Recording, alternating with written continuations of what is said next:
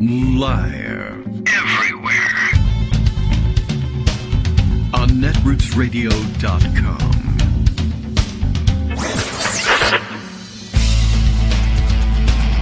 David Waldman. Kagro. In the morning. Now, here's David Waldman. Hey, good morning, everybody. How you doing? It is Friday. Yay! We made it to Friday, June 28th, 2024. It's the last show of June. When we come back on Monday, it'll be July already. But the long summer begins. And let's see, news yesterday. Apparently there was a debate, after all. Trump did show up, I guess a couple hours before they actually had the debate. People stopped talking about his possibly not showing up, and he did. And I don't know, that's really about it, because you know what happens when there's a debate going on. In my house, no, it doesn't happen. There was this brief flirtation somehow with the idea that others in the household might want to tune in to see what it looked like. But ultimately, when push came to shove, there were 2 episodes left in Netflix's The Gentleman for us to watch, and so we went ahead and did that. And I gotta tell you, it's Guy Ritchie's best work in 20 years. I mean, I think so. I don't know. I'm not much of a film critic, but I know it's been a long time since I thought, hey, I'm glad I spent time watching that Guy Ritchie production. But this time, yes. So, I don't know. He's got a touch. Anyway, as it turns out, by the time we were done, the debate was over. So I took a look at social media, and by most accounts, people were, people were fighting over what they should be saying about it, but they were disappointed with the way things had gone. Because, of course, most of my social media feed, at this point, now that I'm like off Twitter and on Blue Sky, I guess the entirety of my social media feed, of course, was hoping, they were hoping to see Joe Biden come out and either, strangle Trump or, walk all over him, or, that at the very least Trump would look scattered and incoherent, and Biden would look kindly and gentle, if nothing else. But apparently, I guess the word is that he had a bad cold and still has a bad cold, which is not great. Never is. You're never sounding at your best at that point. But apparently, generally speaking, people were upset and said Biden just had to look competent and not enfeebled, whether by age or by health, and he failed to do that. I don't know. I didn't see it, but it sounds like people saw what they saw. It shouldn't matter a great deal. I guess I'm here to tell you this. It is, despite the fact that Monday will be July, it is now June. This was the earliest debate in history. I wouldn't put too much stock in it, but of course, I never put any stock at all in the debates. There's no reason to. No real logical reason to. The only thing that comes out of it anyway, ever, it's never about policy discussion. It's about either, if there's the appearance of a focus on a policy discussion in the analysis afterwards, it's because they want to say that somebody made a gaffe in their handling of a policy discussion. There was never going to be a policy discussion with Trump involved in the debate. So it didn't really matter a great deal. It probably never should have. Okay. So like I said, it's June. Others have pointed out Hillary Clinton mopped the floor with Donald Trump and was still said to have, at the end, lost the election. So yeah, I wouldn't put much stock in it, but apparently there was a huge freak out thing where, and this was, disturbing to the extent that this really happened.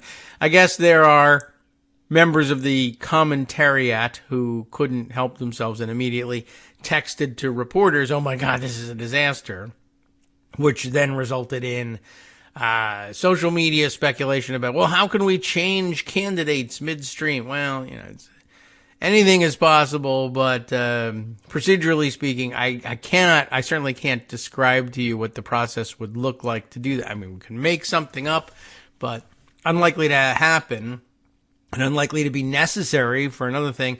And also, most of the people engaging in this speculation are casting about for some new candidate when, the answer, probably the only answer that the electorate in general would be comfortable with is to say, well, you know what happens in a situation like this? Your next in line steps up. You don't go, having open auditions, open tryouts. for the presidency afterwards. You got someone who's been vice president the whole time. But apparently that's not interesting enough to people who want the chaos storyline. So anyway, I'm fine. I'm alive. There was no failure on Trump's part to remind people of how much chaos and lawlessness and dictatorship there would be if he were president. He didn't change his tune on any of that. So I don't know. I guess there's another debate scheduled, but isn't it later? And the normal time for a debate, like September or something like that. So we'll ride it out through the summer, and most people forget about this stuff in a couple of weeks. The only problem is, of course, that the mainstream media has been interested in, for whatever reason, portraying Biden's age as a huge issue. Just got more fuel for that fire, so I guess they won't let go of it anytime soon. But most voters probably will, and probably just didn't see anything that would change their minds because fascism, maybe I could get used to it if I'm uncomfortable because old guy. No, it's not going to be like that.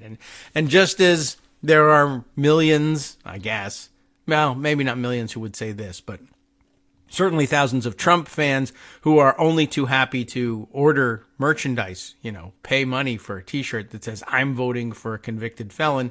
Well, there are still people, plenty of them and very many more, who are willing to say, my guy didn't have a particularly good debate performance, but I might be voting for him anyway because, I am voting for him anyway because the alternative is a disaster. Not the biggest rallying point in the world. And in a close election, you want there to be a rallying point. But sometimes you just say, look, the other guy, I know what he's like. He was president once. I don't want that again. It's a unique situation, certainly. And it was always going to be a unique situation with two quasi, one incumbent, one quasi-incumbent running. That is unusual. There'll be another debate. There'll be more opportunities to frame the larger debate.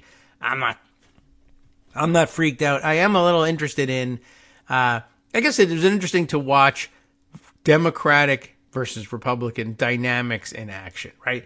And I'm sure this occurred to Greg, and I'm sure we'll hear something about it on Monday too. That, Republicans are always pretending to be supremely confident no matter what, right? If the reverse had somehow been true, if Joe Biden was at the top of his game and Trump was a mess and couldn't stop screaming and physically fought with Jake Tapper, punched him to try to turn his microphones back on, and was caught screaming, "Turn those machines back on!" There would still be Republicans, of course, saying he gave a master class. It was a tremendous performance. No one has ever seen anything like it. It would be all sorts of praise like that. And it wouldn't matter what the objective reality was. Interestingly, there was plenty of reaction I saw online to the debate. Furious with Trump, of course, for having lied his ass off throughout the entirety of the debate. And that's another thing, of course, people saying, what is even the point, really? I mean, it's been several decades since this was the point of a debate, to say, if you go out there and you just lie your ass off, everyone will know you lost the debate. Well, maybe in the 60s, the 70s, perhaps. I don't even know that was ever the case, really. In a judged debate, juried debate, I guess, a competition, yes, you can do that. Not in these things, because especially now, these days, of course, everybody says, well, I adjudge him to have lied his ass off the whole time. But who am I to say? Because maybe I'm wrong. Others say he was right the whole time and speaking truth to power, or what have you. So I guess there's no way to settle that score objectively anymore, because there's a totally different reality that has, that has a grip over half of the electorate that has nothing to do with the actual happenings in the world. Anyway, the point is, everybody was furious at Trump for having lied his ass off. And worse, they were furious that it was obvious that, at least with some portion of the public, I guess, and panicking Democrats and reporters watching, that lying your ass off is an effective tactic. You can be adjudged to have won a debate without ever saying a single thing that was true. That lying is a winning tactic. So, of course, the Democratic reaction to it's interesting. Who's more logical here? You might ask it this way. Republicans then say, lying your ass off is a winning tactic. Let's lie our asses off. And in this case, our job would be to say Trump didn't lie his ass off. He was telling the truth. The media wants you to think he was lying. Yeah, all right. So they go with it. Democrats see this and say, I can't believe this is so infuriating. I'm so mad. Lying is obviously a winning tactic. The Republicans are using it right now. What should we do? Well, we should immediately give our, we'll close it in scare quotes, honest opinion of how the debate went to the reporters, because they will value our honesty, and there will be a glittering prize at the end for being the most honest person. And that prize will be losing the election and living under an autocratic dictatorship. I mean, I don't know what to tell you. I mean, it's constitutionally, small c constitutionally, impossible for Democrats to say, well, I'm so furious about all the lying, I will just adopt the same tactic and lie. It goes against your grain. I understand that. So I'll be honest. I'll be the one that tells people, the truth as I see it. I tell it like it is. And then people will, flock to me? Apparently not, because they're flocking to the lies. I don't know. It's just a weird contradiction. I have no prescription for you. It's not something that is easily reckoned with, and it doesn't sit well with us to say, well, what we'll do, is we'll go out and we'll say, our guy totally won the debate and everything is great, and in fact, it's best to, have a cold, and why not? America loves sniffles or something, and it just doesn't, it won't ring true, perhaps, coming from us.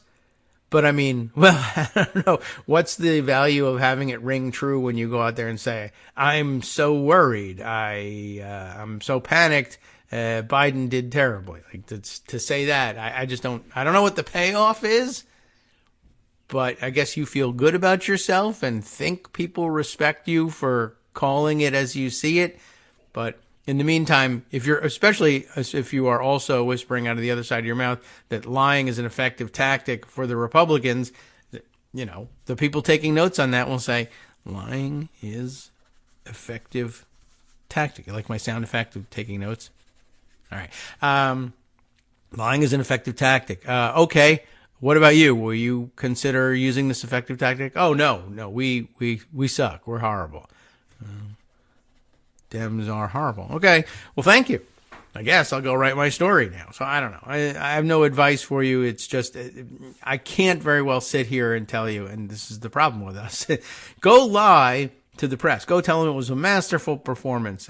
Everyone will see, and we'll be embarrassed. Well, that doesn't seem to bother the Republicans any. I know, but they're them and we're us. All right. So what did you think was going to happen with the debate? Oh, yeah. I guess so. Basically, had Biden had the performance of his life, you would still be in this situation. Republicans would say he was on drugs and it was horrible. And Democrats would say it was fantastic and nothing would be settled. Now everybody just says, everybody says Biden was horrible and nothing is settled. So, okay. Again, June, lots of time to do plenty with it. So. All right. Anyway, that wasn't my focus. I didn't watch. I can't make it my focus. I mean, I can. I will just go ahead and do it. All right. Well, at any rate, I have some other items to share with you. There's plenty. One of the things I wanted to get to yesterday, and this I think makes for a good Friday topic, and now I have another take on it. Not mine. But Rolling Stones is the other take. But yesterday's story, was it yesterday's? Maybe the day before. And I just wasn't able to get to it yesterday. In the Washington Post, now I guess added to by Rolling Stone. They appear to be reports along the same lines. We'll see. I haven't read both yet. But Washington Post's Trump allies test a new strategy, as they're saying. New strategy for blocking election results. Now, that's not a strategy. That's just criminality. But I understand. And I'm thinking maybe that, yes, and it looks to be like the Rolling Stone magazine is their own take on the same issue, or maybe just following up on the Washington Post, because both are focusing on Georgia. That was my question. But all right, Trump allies test a new strategy for blocking election results. The subheader reads, in 5 battleground states, but starting with Georgia, I guess. In 5 battleground states, county-level officials have tried to block the certification of vote tallies, which election experts worry is a test run for trying to thwart a Biden victory, which is, of course, it's true, but it's only a test run in the sense that they also tested it in 2020 and mostly, I guess, failed to make anything happen with it. But I guess since then, they've been, I think the theme here is that they've been practicing on elections that most people either aren't watching or are saying, well, it's a primary election, and they are refusing to certify the results of a Republican primary election. So who cares? They are they're infighting. That's not the same thing. But of course, it's the same mechanism. Here's what you do. Do you have the intestinal fortitude to stand there and say, objective reality tells me that candidate A got 10,000 votes and candidate B got 5,000 votes? Do you have the fortitude to sit there and say either, at the minimum, that, well, there's some dispute. Maybe 5,000 of the other guy's votes are fraudulent. Maybe 5,000 of candidate B's votes should count for 2 votes for reasons unknown, possibly from the 10 Commandments. I don't know. We got to get that poster in here and see, where is this thing coming from? Or just to say, I'm just not going to vote to certify these results, period. The end. When I saw this story the other day, I was discussing it on Blue Sky and was posting what if because this is what it comes down to. What if we just, refused to certify the vote, or just said, I don't know what to tell you. I'm just declaring the other guy the winner. Or what if I just said, we're not going to send any results in? And yes, that might mean that we don't get to cast electoral votes in our state. But what if 5 states, 6 states, 10 states did this, and there weren't enough electoral votes to declare a winner under the normal rules, even though we're not operating under normal rules, and then we throw the election to the House? Well, can we still do that? Can we still win? Can Trump win that way? Well, then, if that's the case, let's just do that. Make up any excuse you want. Just don't do the job that you were elected, appointed, hired, what have you, depending on the structure of the county or state you're talking about. Just don't do the job you were hired to do. Refuse to certify. Don't let the mechanism work. Well, is that something that can happen? Let's read on. And also, I guess, as others have pointed out, a nice headline, right? That's what's under discussion. And the headline is, Trump allies test new strategy. Again, not a new strategy. It's the same strategy as the last time. And, of course, it's not really a strategy. It's just criminality. Let's just lie and see if everybody either lets it go or says, what are you going to do? Or tries to figure out how to undo it and can't because they're following a different set of rules. One way of doing it is the old-fashioned way, and I mean really old-fashioned, which would be then you surround the building, put it under siege, and slay everyone inside, and then start over. And I know that's supposed to be uncivilized, but that's actually English common law. So, get used to it. And if you haven't watched The Gentleman, by the way, on Netflix, as we did instead of watching the debate yesterday, you'll see how that's relevant. It's a very interesting storyline, and I'm really glad that they eventually got around to pointing out, for instance, that English nobility, if you go back far enough, was really all about, essentially organized crime, but with better names. Instead of capos and people with nicknames like, whatever, from all the various movies. Paulie Walnuts, Johnny Two Times, whatever. Instead, you had nicknames like The Conqueror or something like that. And they should have stuck with those names. And it was basically all about, get the gang together and we'll do a little bit of smash and grab.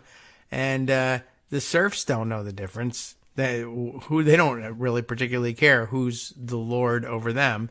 We'll just, offer them not necessarily a better deal, just a deal where you get to live. They'll accept that deal.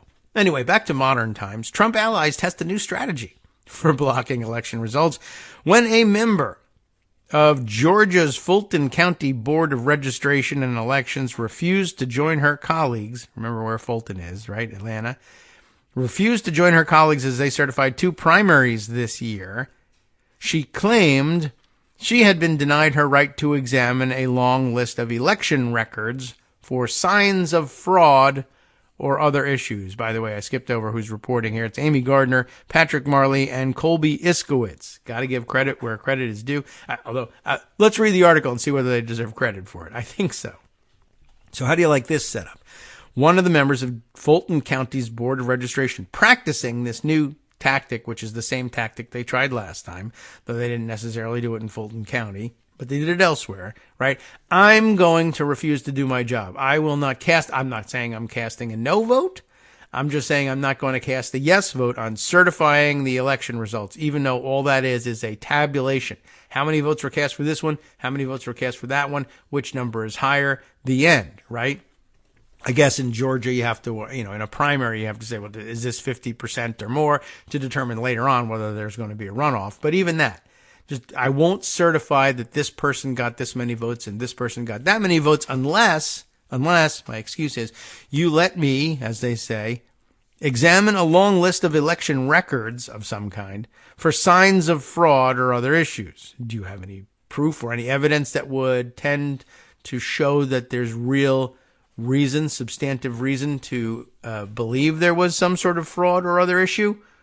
Could you name that other issue if it isn't fraud? No, I just want to examine things. You just want to waste time, drag your feet. No, I'm looking for fraud. All right. Now that board member, Julie Adams, an avowed believer in the false theory, YouTube, you should know that it is false, that the 2020 election was stolen from former President Donald Trump, is suing the board, hoping a judge, anyone she can find, hoping a judge will affirm that right, alleged right, and potentially empower others in similar positions elsewhere to hold up the outcome of elections. To voting rights activists, election law specialists, and Democrats, what a team, right? Such actions represent an ominous sign that could presage a chaotic aftermath to the 2024 election. Wow. They are particularly worried about the threat of civil unrest or violence, especially if certification proceeds amid protests or efforts to block it. It's a multi-pronged strategy. Adams wrote in her lawsuit that she, quote, swore an oath to prevent fraud, deceit, and abuse in Fulton County's elections. I don't know if there's actually words like that in their oath, but, she may be speaking metaphorically, maybe not, maybe straight ahead. That's in the oath. I have no idea. But Adams wrote in her lawsuit that she had sworn an oath to prevent fraud, deceit, and abuse in Fulton County elections, duties that she says are not possible without examining the records she has demanded. I mean, if you want to give her position a spin that will make it seem semi-reasonable, you can borrow mine, right? Always check the paperwork. Like I always say, when Donald Trump is involved, you always check the paperwork. Donald Trump says that he owns such and such a property, and that means he's got billions of dollars. You check the ownership records. Does he? Did he pay? Is there any record defect anywhere? He says he, nominated somebody for office. Check. Did he submit the paperwork? Is it signed? Was it signed by him and not a machine? Did it make it to its destination? Check everything, because he's terrible at it, right? Posting bonds in criminal cases. How long did we spend having to examine every piece of paper to make sure that there really was a bond being posted? And I still think that there wasn't. But, put that same tool in other people's hands, and this is what comes of it. If it's, I guess, if you're trying to be a fair person, oh no, which is how we lose things like, debates and elections, then but, as a core principle, right, does it make less sense for this person? Well, I guess not that much less, if less at all. I want to see the records. How do I know that this person got 10,000 votes? And there is a lot of assumption that goes on along the way, but at each stage, there's somebody that puts their name and everything else that goes with it on the line and says, I could be prosecuted for fraud, perjury, what have you, if I'm just outright lying. But I am precinct captain A. I told you there were 1,000 voters came to our precinct, and 700 of them voted for candidate A, and some number less. I don't know if we want to give them 100% of the total or whatever, but 298 of them voted for candidate B, and there were 2 write-ins, whatever, right? And you submit your statement, you submit your tallies and run it up the chain, and it gets consolidated and finally sent to the board. And basically you say the totals are these based on the sworn statements of these 50 people who run all the precincts. They're swearing to it is good enough for me to believe that they did so in good faith. I will double check their numbers and add them up with a calculator 10 times myself. Everybody else should do the same exercise. If we all get matching numbers, then we all should feel comfortable saying, yep, this really does appear to be the result based on everything we got. Now, do you have to do that? You're supposed to do that, but can you physically say, I know the numbers add up, I saw you add them up, I even got the same numbers, but I think that precinct 75 has a fraud problem and I want to examine every one of their records. I think the person committed perjury in submitting them to us. You can say it. Hi everybody, it's me, David Waldman. Yes, the same guy who interrupts you all the time. Interrupting you one more time just to tell you again, another reminder that your contributions are what keep this show on the air, and patreon.com, patreon.com, is still among the easiest ways to make the sustaining subscription donations that keep us afloat. Are you ready for the pep talk about how our Patreon campaign is still going strong and growing? Well, too bad. Yeah, the plain fact is we actually are headed in the wrong direction, and whereas we once had about 175 monthly patrons, we're now actually down below 150. Time to recruit some more. Not exactly the kind of news I wanted to share, but there it is. For those of you in a position to support the show, patreon.com does make it easy to make those secure, recurring monthly contributions to do so. Patreon.com/KagroX gets you straight to our donation page. We've been through a lot together. The worst of the pandemic, we hope. The worst of the insurrection, we hope. So go ahead and treat yourself. You don't need an excuse. Give yourself the gift of a little something you enjoy in life. Support the show. And of course, if you happen to prefer using PayPal or even the Square Cash app, we're up and running on those options too. So thanks again, everyone, for all your support. We couldn't, or at least shouldn't, do it without you. Hope you'll be on board soon too. Thanks for all your support.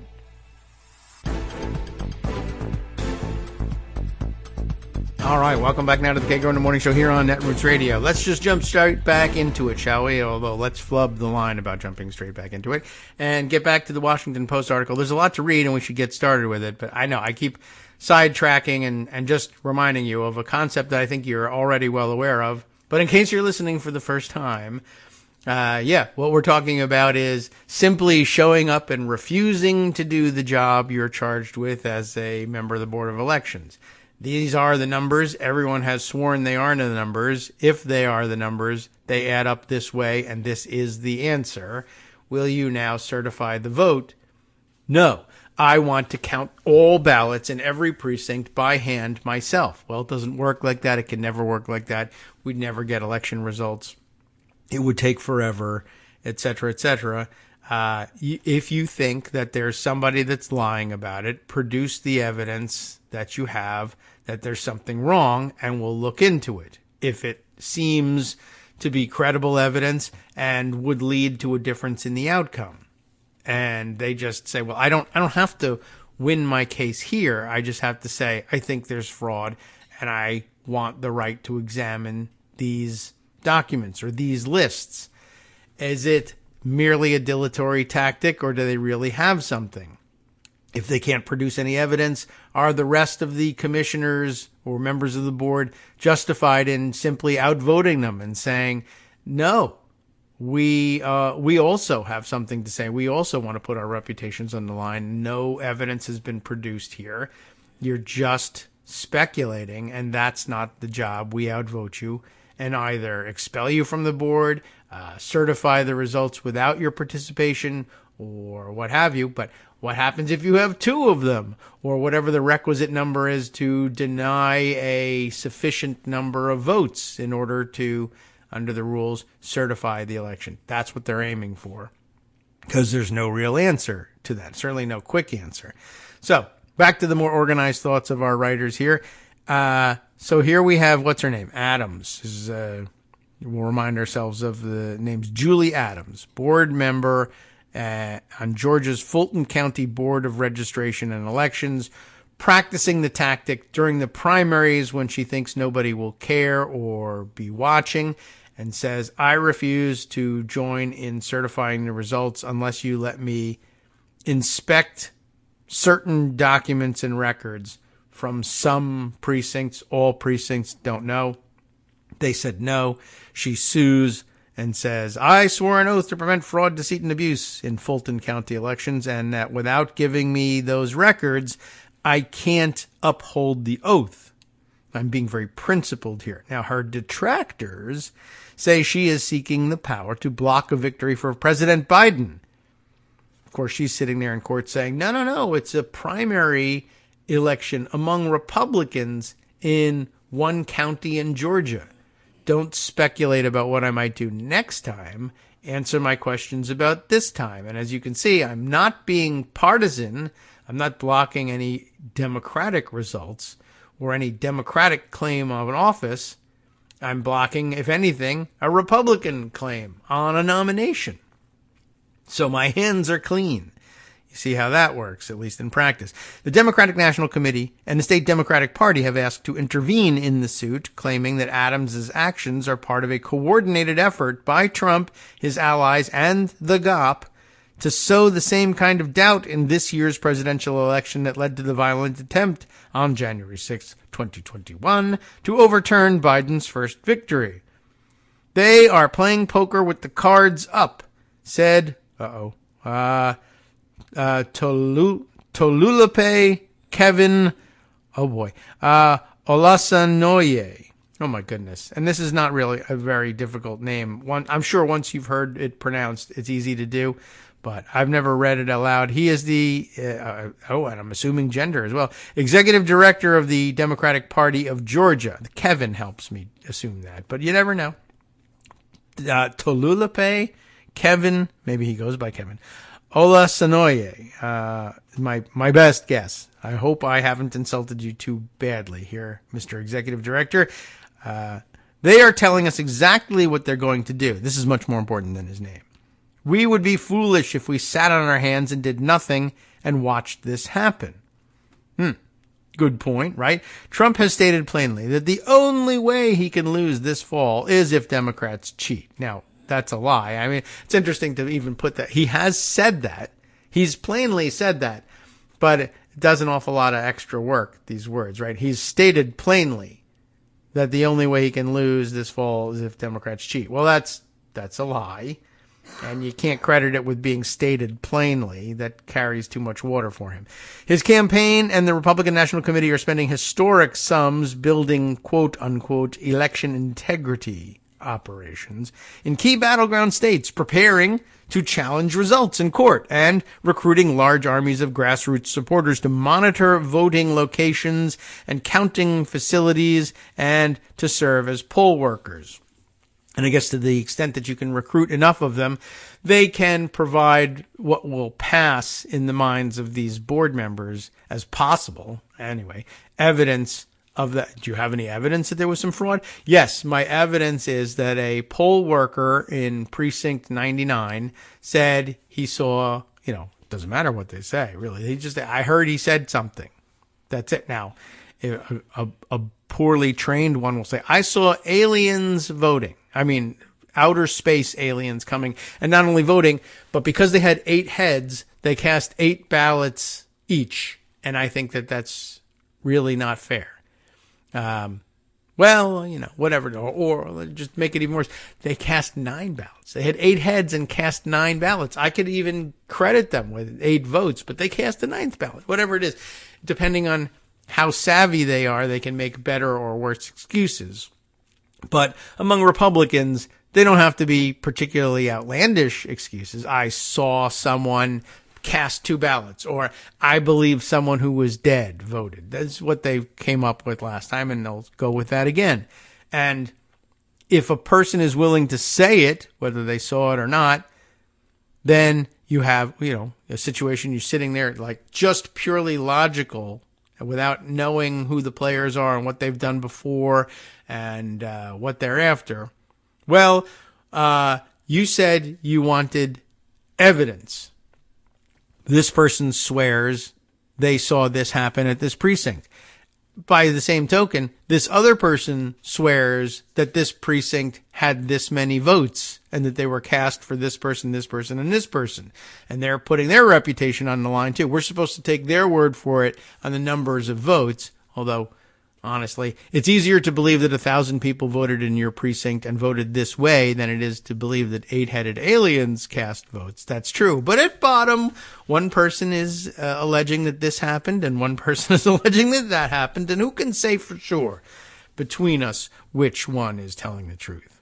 Well, depending on the lie, that works better in other situations. So here's the deal, right? You put as many people as you can in these positions to provide you with the quote unquote evidence that you need when you're questioned at the board as to why you refuse to certify the results. Certification of local results is a key target in this effort, a once mundane administrative step that has become a flashpoint in the debate over election security and a potential opportunity to subvert the will of voters.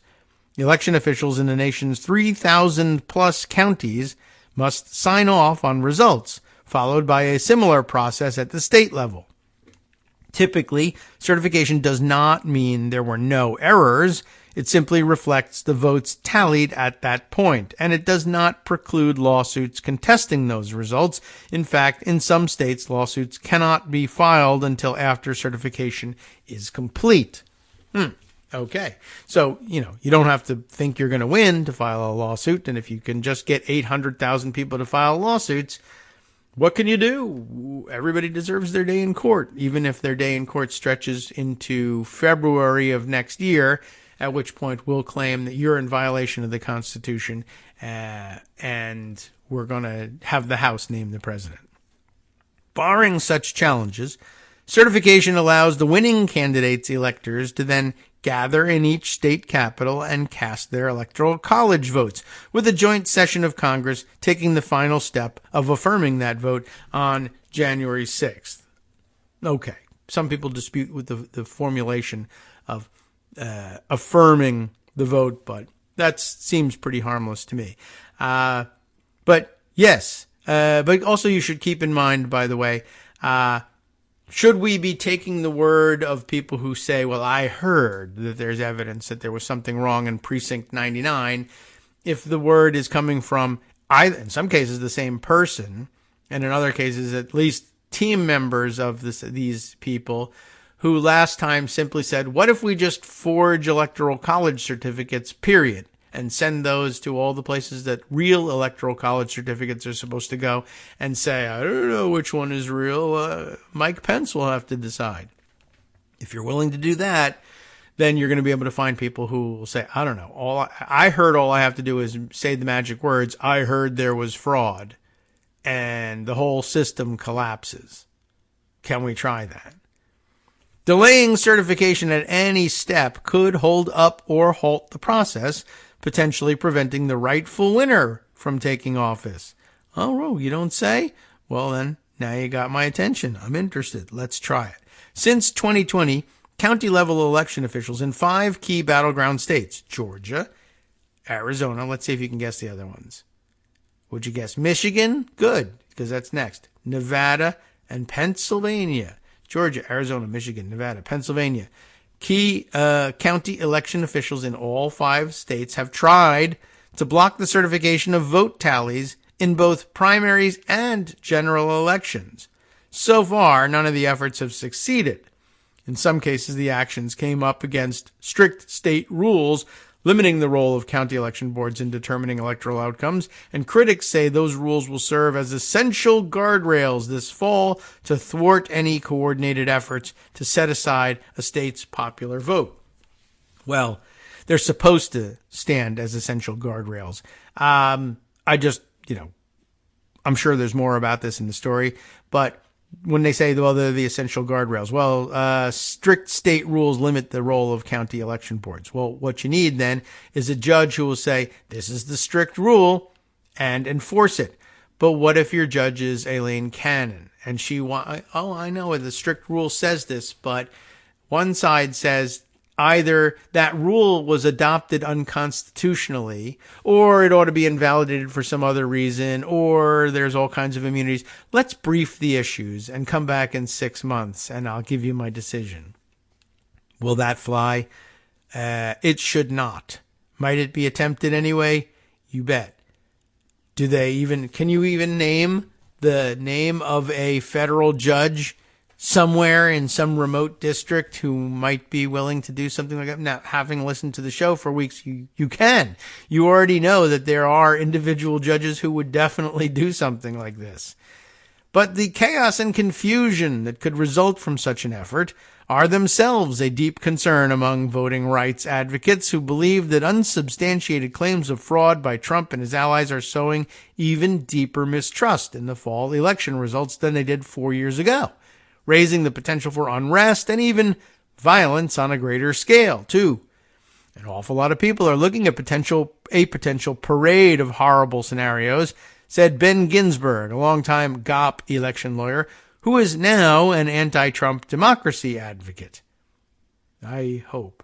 The number of people who doubt the reliability of elections has only increased. It hasn't decreased, and that worries me tremendously. That mistrust has taken hold from top to bottom within the Republican Party. After 4 years of listening to Trump's regular drumbeat that he won the 2020 election, the GOP base is mobilizing at unprecedented levels to monitor the election this year, out of a belief that the process is unfair and corrupt. Many of them, like Adams, are now serving as election officials, and many say that their view that results can't be trusted should be reason enough not to rubber stamp local vote counts. Well, it isn't. You're supposed to provide some actual evidence, but that is actually hard, and they can't do that. So we think it should be reason. We say we think there's fraud. And don't you want Americans to be able to trust their system? Yes, and they do. Well, I'm an American and I don't. Oh, I guess that's all we need. We'll have to look into this now.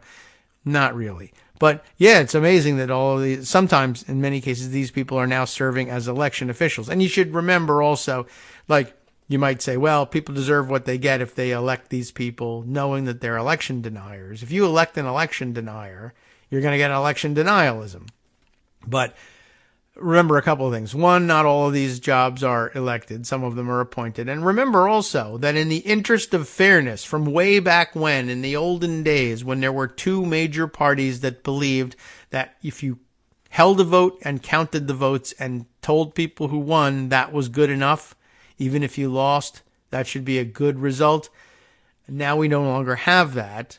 Right? But those rules, the rules for who will be on the board, were very often drawn up in that era when people believed stuff like that, so that in order to make the boards fair, in order to guarantee, it was said, to guarantee that there would be a shared, common, mutual trust in what happened, the boards that make the decisions over whether or not are these the results, were they correctly tabulated, will we report them to the state, was created to be evenly split between members of the Democratic Party and members of the Republican Party.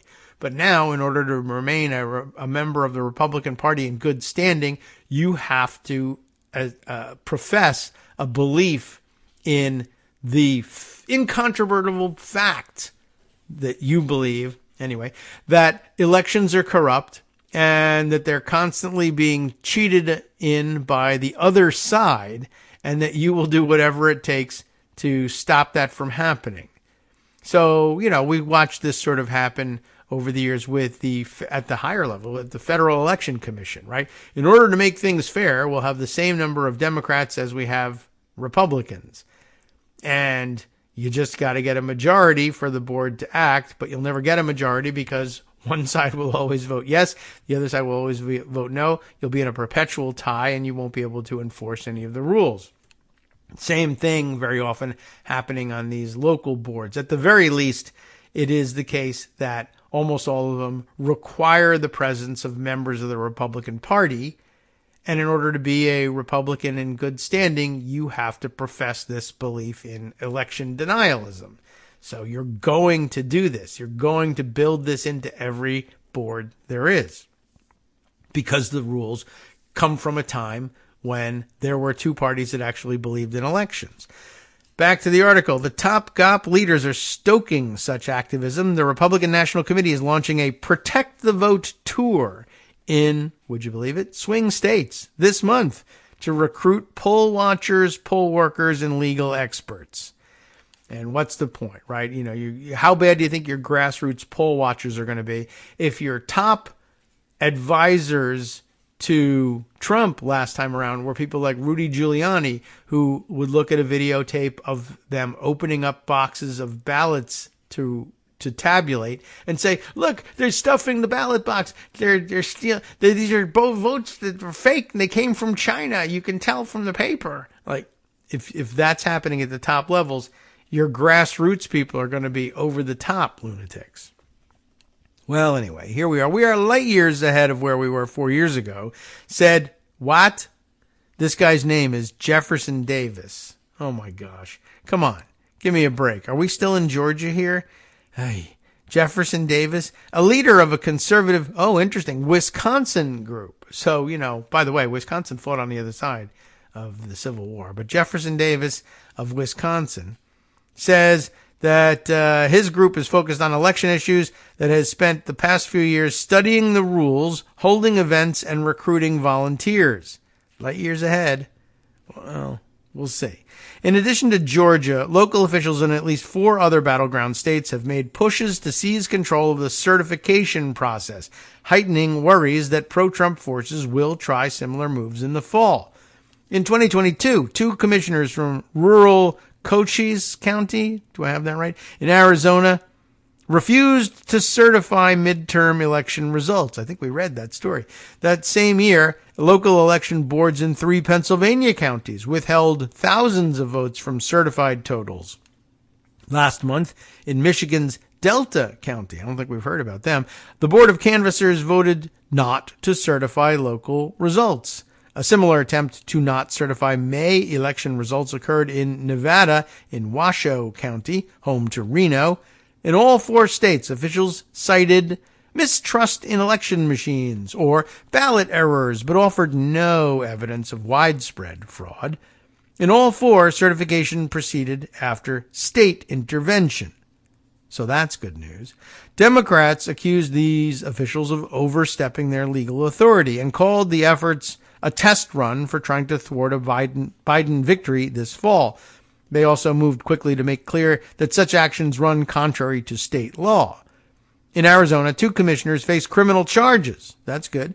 In Michigan, the canvassers reversed themselves after state election leaders sent a stern letter signaling the criminal implications of not doing so. That's good, too. In Pennsylvania, the question of whether local boards must include ballots with certain errors in their certification totals remains tied up in court. That's not as good. U.S. presidential elections operate on a tight schedule, with most states requiring county and state-level certification within days of Election Day. Federal law, in turn, requires governors to declare which candidates' electors will cast electoral college votes at least 6 days before December 17th, when they are scheduled to meet. If they fail to meet and cast votes that day,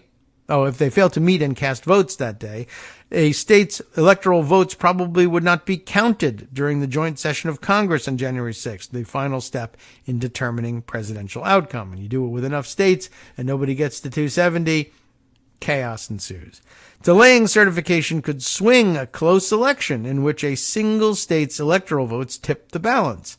It could also deprive both candidates of the 270 electoral votes required under federal law to win, an unprecedented crisis that would kick the outcome to the House of Representatives, where each state's delegation would have one vote, which of course we know because it is precedented, but not in the modern era, certainly. Currently, Republicans control 28 of the 50 state delegations in the House, but that dynamic could change with the election of a new Congress this fall. Voting rights advocates and Democrats are on high alert for actions to slow the process down in a way that could threaten the meeting of electors. In some states, election administrators have already identified voters in each county who could serve as plaintiffs in emergency lawsuits to force county boards to certify results. In others, state administrators are sending detailed instructions to county officials, laying out the limits of their power to block certification. But then there's always the power to just sit there and cross your arms and say, I'm not going to do it, which is what it came down to in 2020 in their attempts anyway. By the way, the piece at this point is illustrated with a photo of Cleta Mitchell speaking at a 2022 Pennsylvania Leadership Conference in Camp Hill, Pennsylvania. And you will recall, of course, that she was on the line for that infamous call between the flatulent Donald Trump and America's hero, Brad Raffensperger, who, by the way, is still Secretary of State in Georgia, where they are plotting to do this very same damn thing as Republicans right under his nose while he serves as a Republican elected official. And we'll kind of see whether he feels like with enough advance notice, I'm okay with going along with this stealing. It's just that last time you sprung this on me. If I now feel like, and they've changed their laws to some extent in Georgia, if I now feel that the law justifies me in upholding these protests, then maybe I'll be fine doing it in 2024. Well, next section here, a well-financed army. They're always well-financed on the other side somehow. Although it remains unknown how widespread such efforts will be, one thing is clear. Those who are seeking to intervene in elections this fall have the backing of well-funded pro-Trump groups. Adams, the plaintiff in the Georgia lawsuit, is active with the Election Integrity Network, a loose affiliation that uses loose definitions of integrity as well. A loose affiliation of pro-Trump activists nationwide, many of whom have been prosecuted for various infractions along the way, I would add, who have organized drives to scrutinize voter registration databases in search of ineligible voters and to scrutinize every step of the election process for signs of irregularities. The network is the brainchild of Cleta Mitchell, who, as one of Trump's lawyers in 2020, helped him try to overturn his defeat in Georgia and elsewhere. The Fulton County GOP is supporting the suit and is being funded by the America First Policy Institute, a nonprofit think tank, which you've heard of before, founded in 2021 by former Trump White House officials to advance policy ideas, they probably should have scare quoted that he could implement if he is elected to a second term. The group has also set up a robust election monitoring operation. So they got one hand in Project 2025 and another in the vote blocking groups. She cannot and should not certify this Julie Adams if she's not given the information, said Mike Berry, executive director of the organization's Center for Litigation, who spoke to the Washington Post after Adams declined to do so. And if she is given the information, there must be a meaningful opportunity to review and evaluate it. And then she'll do whatever the results require her to do. Well, no, she won't. The results have already required her to do something, and she has refused to do it. What makes you think we'll believe you when you say that getting to the same result 6 weeks later will make her do what she's supposed to do? I don't believe you. At the crux of Adams's lawsuit is how much latitude canvassers have to scrutinize the results they are required to certify. Adams and other pro-Trump election deniers say it makes no sense to ask election boards to sign off on results without examining the numbers. It does, because you can, if you think you're right, if you can bring proof that someone reported the numbers from their precinct incorrectly and did so on purpose, you can prosecute that person. And then you can get things retabulated and see whether it makes a difference. But you have to produce evidence to show that there's reason to believe that happened. You can't just say, what if it happened? And say, I want to hand count all the ballots in the county to prove that it didn't. It doesn't work like that. Nothing ever does. Adams and other pro-Trump election deniers say it makes no sense to ask them to sign off on results without examining the numbers. In her suit, she asks for access to 2 precinct-level numbers in particular. Just 2. Let me have it, right? The total number of ballots cast and the total number of voters who checked in. Those 2 numbers should match, and if they don't, state law requires the local election chief to investigate. But state law does not, that sounds, in the abstract, all by itself. Well, isn't it reasonable then to just share those numbers? But state law does not say the number must be resolved before certification occurs. In cases of very small discrepancies, say 1 or 2 votes, it's often difficult or impossible to reconcile them, and typically unnecessary because such a mismatch rarely affects the electoral outcome. Right, that's another standard too, right? Well, this number and that number are off by 1. All right, well, if they are, that's interesting, but it's definitely not going to affect who won the election, right? So why don't we just move on? No, I'm not going to certify any results unless there's an exact match, because why shouldn't there be an exact match? It's numbers. It's math. The fact that there's not an exact match tells me something's wrong. And if something's wrong, the whole thing could be wrong. What if all the votes are fraudulent? Well, if they were able to engineer that, they would probably be able to engineer a better match between these 2 counts. But I guess I see your point. It's a bad one, and it's not enough to sustain your lawsuit, but I see it. All right, so there you have it. Okay, the state law doesn't say that this has to be resolved before certification anyway. You can go back and look later. Berry said Adams has no intention of withholding certification in future elections until such discrepancies are resolved. But at the State Elections Board meeting last month, she stood in support of a proposed rules change that would require exactly that.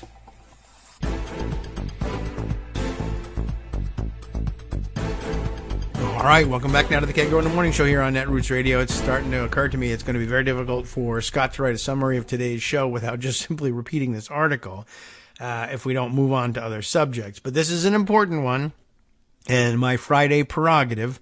So, again, we found out that one of the advisors or organizers of this group Barry says that Adams, the member of the election board, has no intention of withholding certification in future elections. But at a state elections board meeting last month, Adams apparently asked for a change in the proposed rules that would have allowed for her to, in fact, withhold certification until such discrepancies, if she can find any of them, are resolved. Well, that rule has not yet been adopted, so good news on that front. One worry, though, for state elections officials is that in many states, results cannot be certified until all county results are in. So if you just hold your breath and refused to cast your votes and there's enough of you to deny a quorum at the county level, you can block your state from certifying votes. If a county does not certify, voters or candidates could sue to force it, mandamus, remember? But a judge would have to take up the case quickly for it to be resolved in time for electors to meet on December 17th. And what, if anything, have we learned from Eileen Cannon or the Supreme Court for that matter? Quickly, schmickly. I'm not going to do it. Oh. Well, who will force you to do it?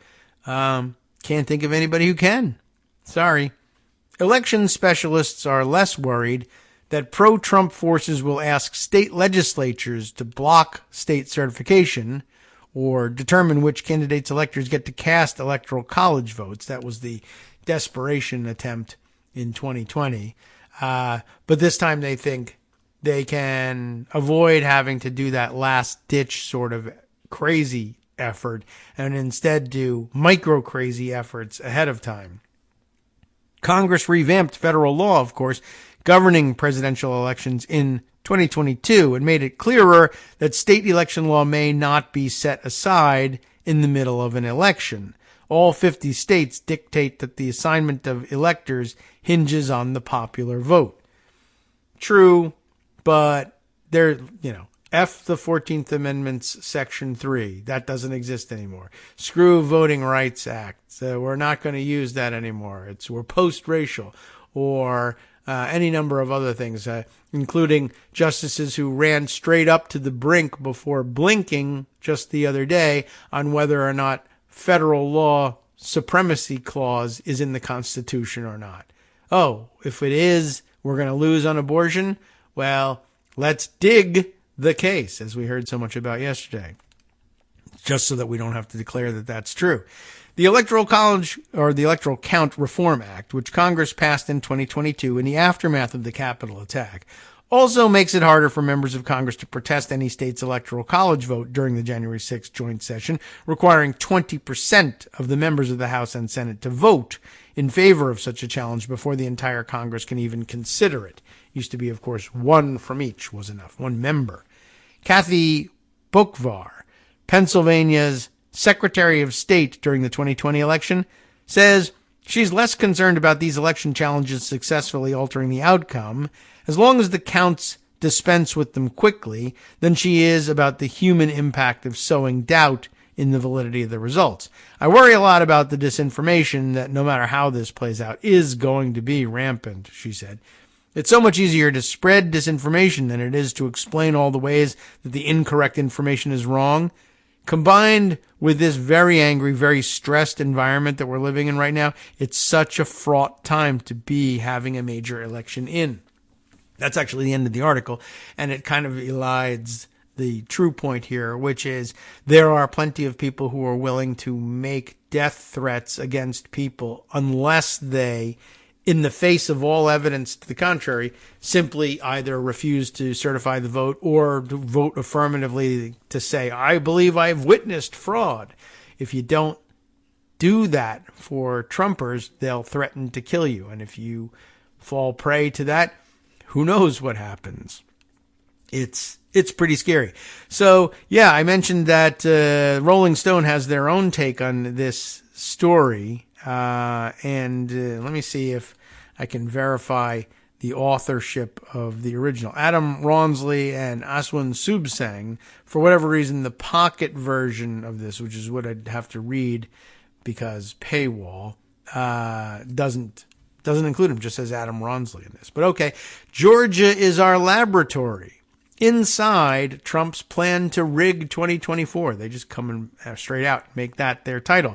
The presidential election this year will come down to 7 states, but there's one that Donald Trump and his most committed lieutenants see as a blueprint for corrupting future local and national elections, and that's Georgia, which is amazing given that, remember, it was Georgia and Brad Raffensperger and his deputies who stood in the way last time.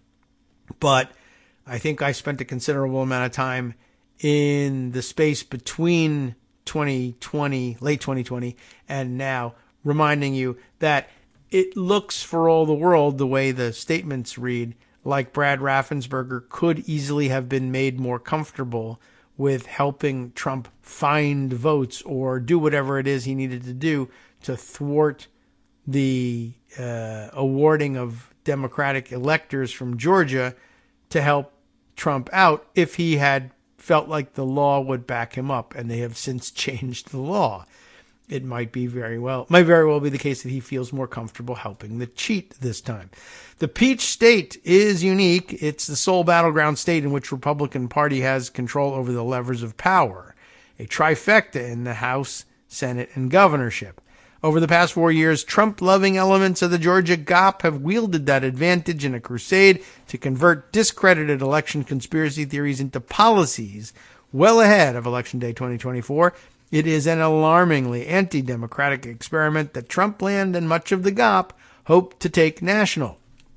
Georgia is our laboratory, a source close to the former president tells Rolling Stone. If you can get this up and running in Georgia, you get a roadmap for other states, maybe the country as a whole.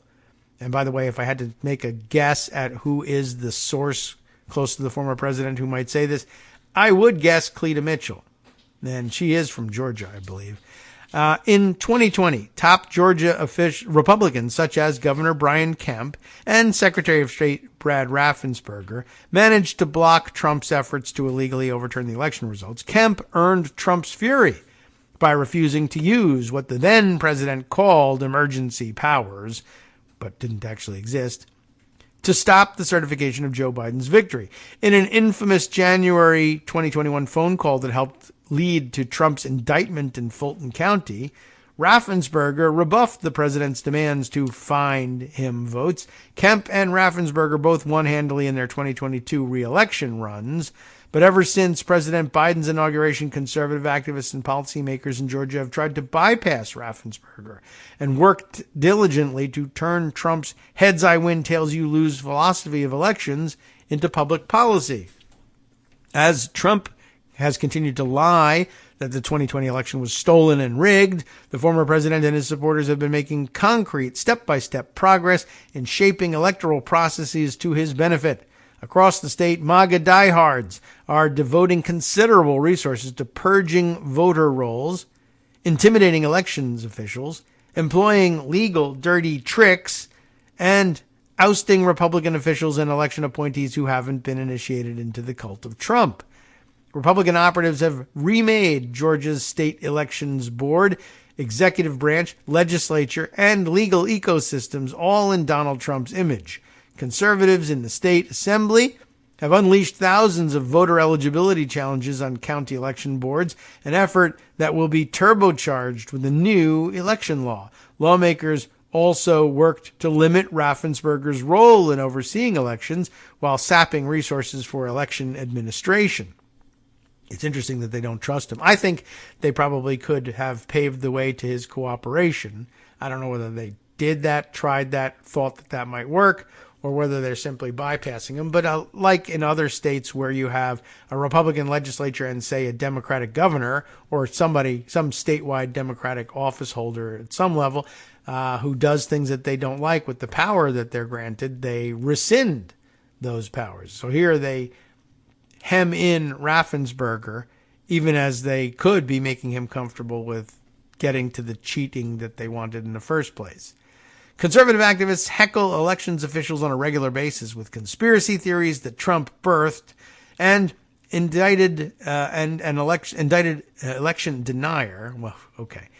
Let's see if we can read that again. Conservative activists heckle elections officials with the conspiracy theories Trump birthed, and an indicted election denier who is now the state's lieutenant governor pushed Trump's agenda in the assembly and has continued to do so as he eyes higher office. Trump sits atop this sprawling network, receiving updates on progress from political advisors and other MAGA acolytes. Lawyers close to Trump should be heading for the exits, but I guess they're not, are already preparing for the former president to claim fraud in Georgia and challenge the results of the election, even in the event that he wins, just to prove a point. They should have enclosed that in quotes. A point about imaginary, quote, fraud in Democratic areas. There's massive fraud, so that should be solved no matter who wins in Georgia or any state, says one lawyer and conservative movementarian who has discussed the matter with Trump, although they present no evidence to back such claims. You can't let the left get away with it just because their cheating did not work. And of course, every Republican accusation is a confession. Please keep that in mind. None of this may be necessary. If the election were held today, polls suggest Trump would win Georgia outright.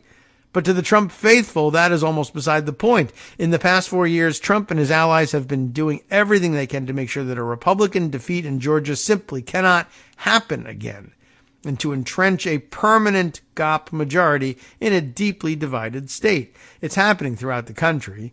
Nearly every leader who matters in various state GOPs, the National Republican Party, and within the conservative movement is playing a part in a well-funded, coordinated attempt to corrupt American elections in a way so transparently cynical, so authoritarian, that it makes the right's voter fraud crackdowns of the pre-Trump era look like a flicker of intellectual calm by comparison.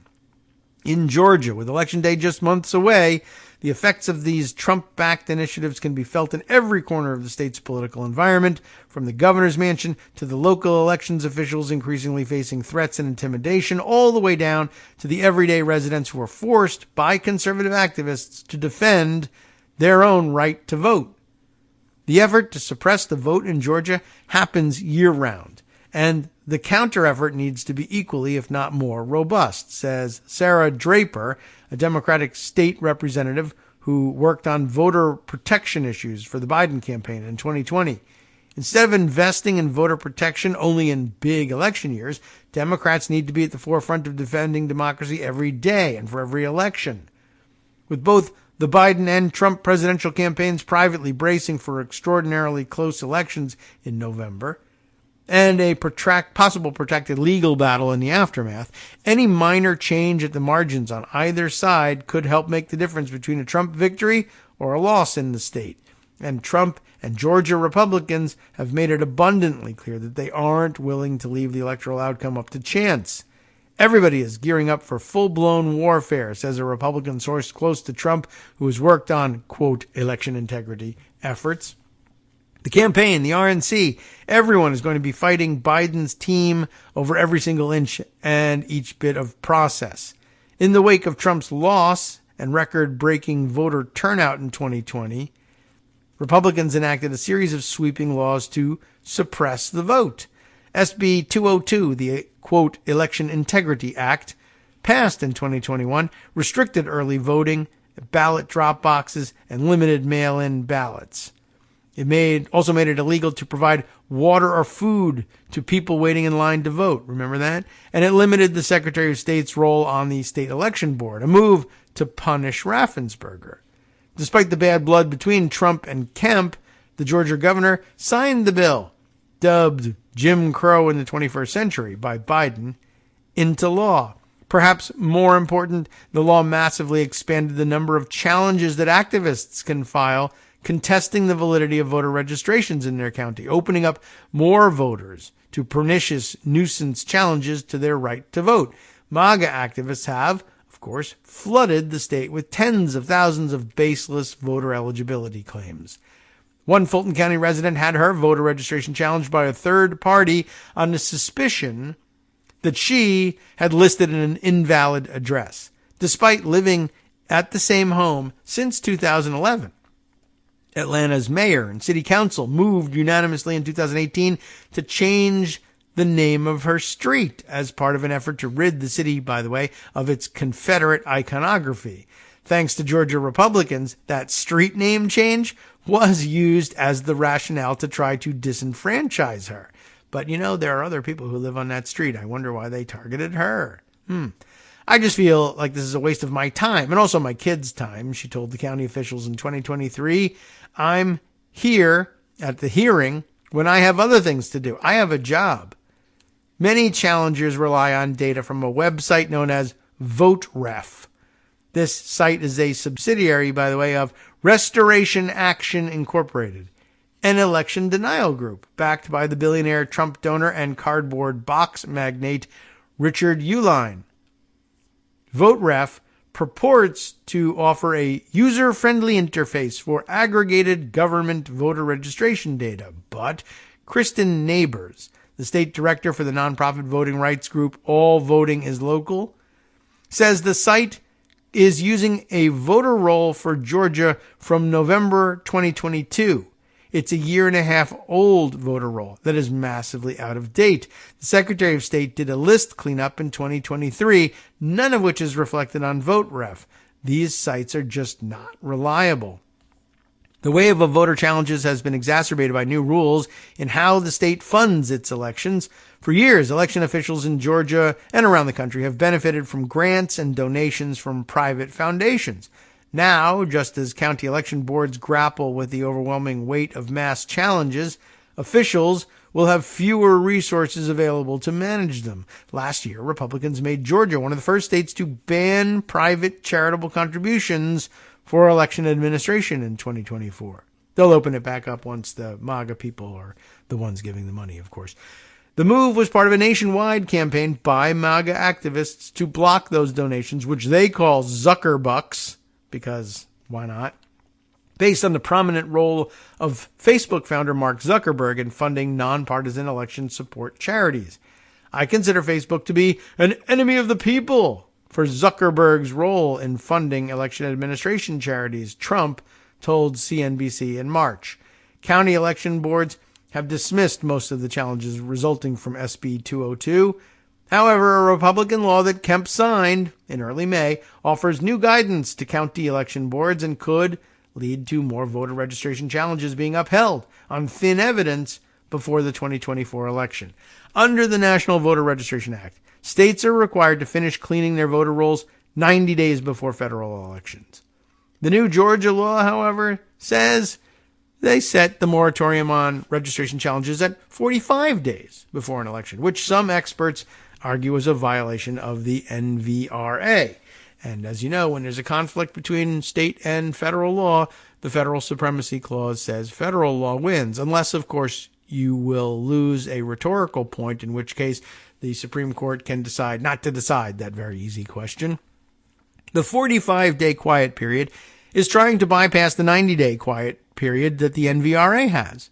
You don't have a quiet period unless what you're trying to do is list maintenance under another name. That gives away the game right there, one Georgia election official says. The official adds that with the new law, if a voter gets caught up in a challenge, they are never going to get the opportunity to re-register if they were inappropriately removed. Now with only 45 days, right? That's why the 90 is required. Even then, it's tight. To the former president, however, these voter suppression laws do not go far enough. During his time out of office, Trump has noted to close advisors that while the state's voting overhaul does some nice things, the changes won't matter unless, in Trump's words, you get the effing, and he uses the word here, you get the effing rhinos out of the way.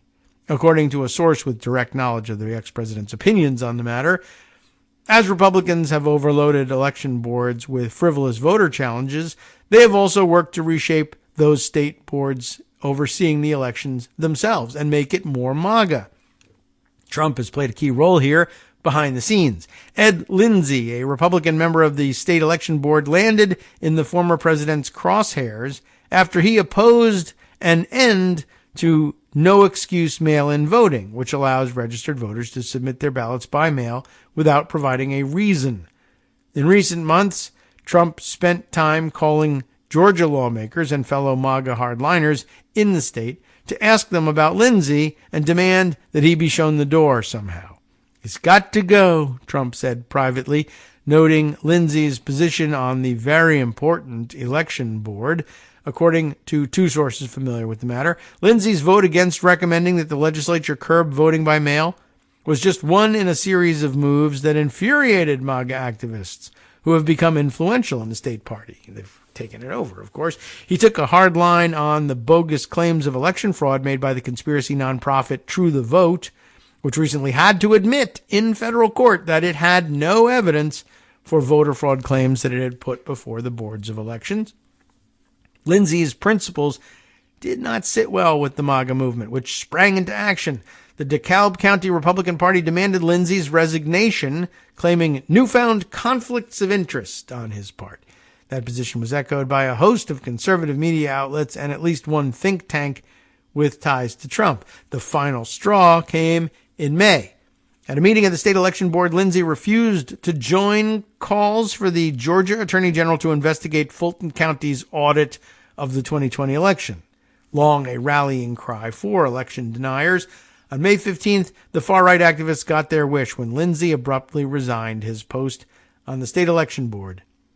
Republican State House Speaker John Burns announced that he would replace Lindsay with Janelle King, a Republican media pundit in Georgia who supported Trump in 2020 and said on her podcast that she is, quote, against no excuse voting by mail. Lindsay, a holdover appointment from the previous speaker, had already served a term on the board, and expressed a willingness to continue serving through 2024 or until Burns found a replacement for him, according to a copy of his resignation letter obtained by Rolling Stone. In the letter to Burns, which came shortly after the contentious May election board meeting, Lindsay indicated that the speaker prompted his exit. In our talk yesterday, you informed me that you have found someone to appoint and wish to do so this week. In an email to friends and colleagues announcing his departure, he also obtained by Rolling Stone, Lindsay revealed the pressure the state's elections officials will face, including from conspiracy theorists in the upcoming election. Together, they must not only be strong and diligent enough to root out those who wish to cheat the system through fraud or suppression, but also wise and judicious enough to identify, expose, and call out others who cynically spread false claims of the same for cheap personal or partisan gain, he wrote. And yet, meanwhile, here he leaves. The move to implement the more MAGA elections agenda in Georgia has been a bottom-up process as well as a top-down one. Across the state, conspiracy theorists have begun to populate the ranks of election boards in places like Spalding County, giving Trump's election lies a more powerful constituency than they enjoyed in 2020. The MAGA movement will be set for life if Donald Trump and the party can purge the rhinos from Georgia, says the Republican source close to Trump. In the last presidential election, there were too many establishment Republicans standing in the way. They are why Georgia fell to Joe Biden. If we beat them back there, which we couldn't do in 2022, 22, really, rather than 20, you're clearing out the losers who want to go back to the party of Bush or McCain. Deep within Trump world, preliminary planning is underway, spearheaded by attorneys and others close to the former president, to challenge the results and supposed fraud in Georgia's Democratic strongholds. Already, at least a handful of influential Republicans in Georgia have moved in a similar direction in the state's November 2023 elections. 4 Republican board members on 3 Georgia county elections boards refused to certify the results of the elections, citing concerns about voting machines, reminiscent of Trump's lies in 2020. During Georgia's presidential primary in March, Fulton County Republican Board of Elections member Julie Adams, we heard about her in the last article, refused to certify the results of a primary contest that Trump won without question. In May, Adams sued the board with help from the lawyers at the Trump-connected nonprofit America First Policy Institute, seeking judicial backing for her claims that Board of Elections members have the authority to deny the certification of election results. Democrats see Adams' move as part of a pattern. The MAGA Republicans have made it clear that they are planning to try to block certification of November's election, and this is a transparent attempt to set the stage for that fight, the Georgia Democratic Party said in a statement responding to Adams' suit.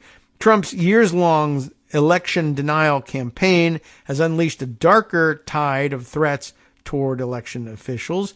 The intimidation of election workers has grown to such a peak that the Justice Department had to create a special elections threats task force to prosecute what Attorney General Merrick Garland earlier called this year a deeply disturbing spike in threats against those who serve the public.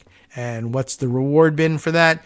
Subpoenas from Congress and a threat to hold him in inherent contempt of Congress. A vote, by the way, which I think, according to our discussion with Joan on Tuesday, we thought might be held today.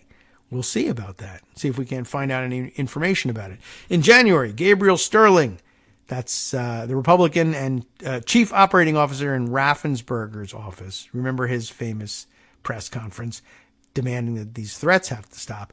He was the victim of a swatting call, an attempt to trick armed police, of course, into rushing a victim's home on false pretenses. Around the same time, Georgia's state assembly received a bomb threat.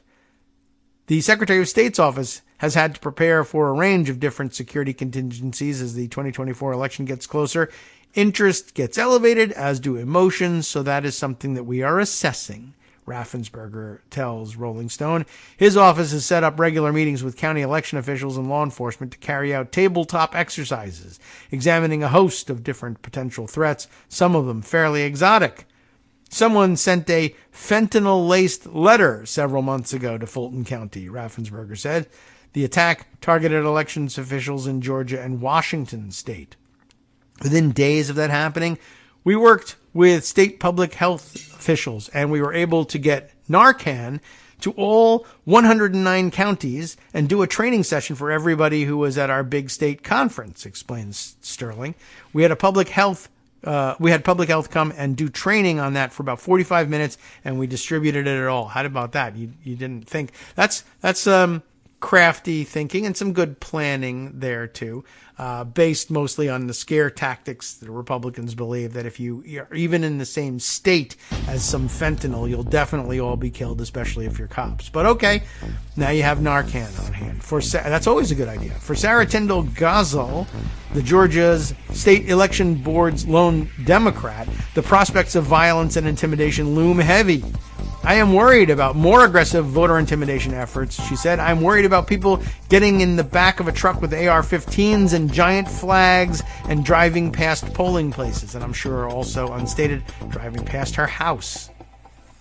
Hi, I'm Scott Anderson, the guy that writes the daily summary for this show, Kagro in the Morning. Thank you to everyone that supports this show. Many of you send donations through PayPal, Patreon, Square Cash, Radio Public, and so on. Some of you write your own essays and send them in, or read articles with your own commentary. We appreciate it. Now, some of you are listening to this and thinking, I'd like to help, but isn't there something I could do that wouldn't require money or effort? Why, yes, there is. You can just like us. On Daily Kos, they call it the recommend button. YouTube has a thumbs up. There are hearts and likes and love buttons. Tap our love button. Tap our love button every day. Share our shows and summaries on Facebook and Twitter, YouTube and iTunes, Stitcher and Amazon. Most of these places allow you to write a review, so a sentence or two would be great. Recommend us to social media, or tell your friends to listen to the show. You aren't just helping us, you're helping them find their new favorite thing to listen to. You could change the world. So thank you in advance from me and everybody else in the world.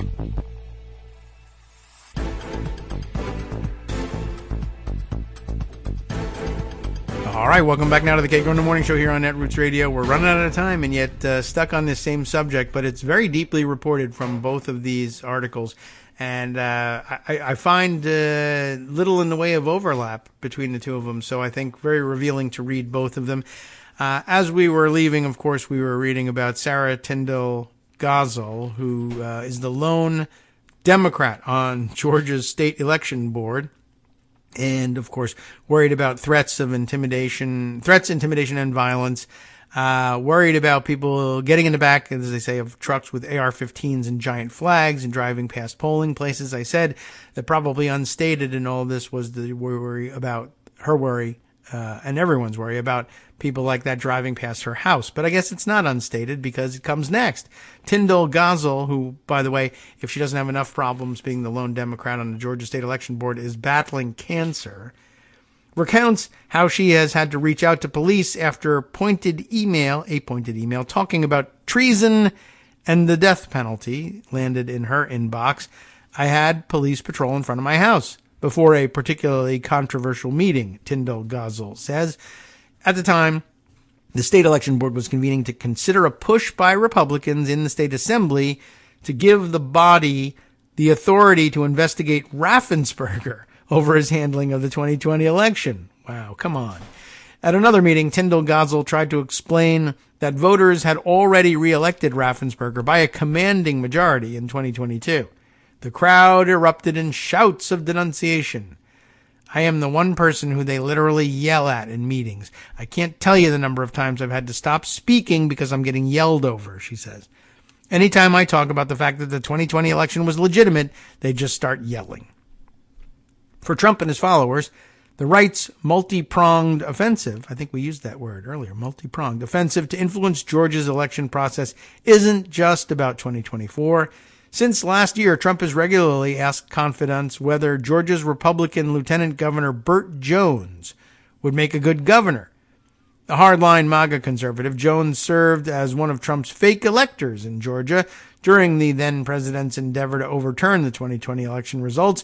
The day before the January 6th riot, Jones was in Washington, D.C., trying to convince Vice President Mike Pence to go along with Trump's coup plot. Jones's efforts earned him scrutiny from state law enforcement. In April, a special prosecutor was appointed to probe his role in the 2020 Georgia election subversion scheme.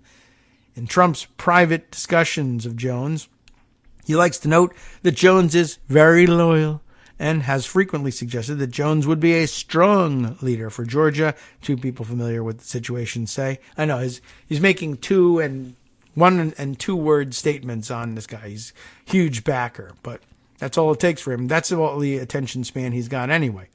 Did I say he was strong? Okay, let's endorse him. As lieutenant governor, Jones has replaced a Republican critical of Trump. Now Jones is aiming for higher office. You could always guess that would be the case.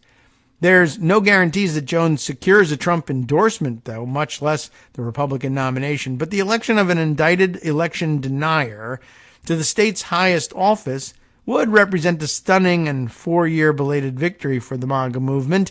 And for a thoroughly Trumpified GOP, that's the goal. It is Donald Trump's party, says a GOP source close to Trump. Every conservative state is going to act like it, and there's nowhere more important for winning that battle than Georgia. All right. Well, we've come to the end of that article. Would you like me I could, continue to scare the crap out of you with a couple of other things. Why not that? How about a little bit of small pieces, though, just to sort of get this on the record. NBC News reporting the other day this encouraging piece. A man, do you remember? I think we reported this one. We might have read these stories. There was a guy who was showing up outside of the places where January 6th involved Capitol police officers defending the Capitol, who had defended the Capitol, or giving their testimony about that. And I don't remember the exact setting, but let's see. There was a guy harassing police officers who testified in January 6th cases. So when they were trying January 6th rioters in federal court and trying to put them away, when the cops were called in to testify, this guy showed up outside the courtroom to harass them on their way in and out of the courtroom. I do recall that story, and I think we briefly discussed it on one show at some point. But Ryan Riley reporting for NBC News that this guy, known for publicly harassing the cops who had come to testify at these cases, has himself now been arrested in connection with his own involvement in January 6th, not the harassment of the cops on their way in and out of courtrooms, but hey, look, he's turned up in photos and video from January 6th after all. No, this is Tommy Tatum, who has also provided trial testimony himself on behalf of January 6th defendants, right? So he was on it. If you wondered, why is this guy traveling from wherever he's from to Washington, D.C. to harass cops on their way in and out of these trials? And how is he even on notice that these trials are taking place? And the answer is he's a witness too for the defense. And then when he gets done defending or providing his witness testimony for the defense, he goes outside and harasses cops who are coming in to provide testimony for the prosecution. That's a pretty good way to get caught, by the way. But okay, Tommy Tatum, who, by the way, looks about as much like a large human thumb as any face ever did. And I mean, it doesn't help that he's bald. I mean, it does help that he's bald. It doesn't help him, but it does help him look like a thumb. You should take a look at the pictures.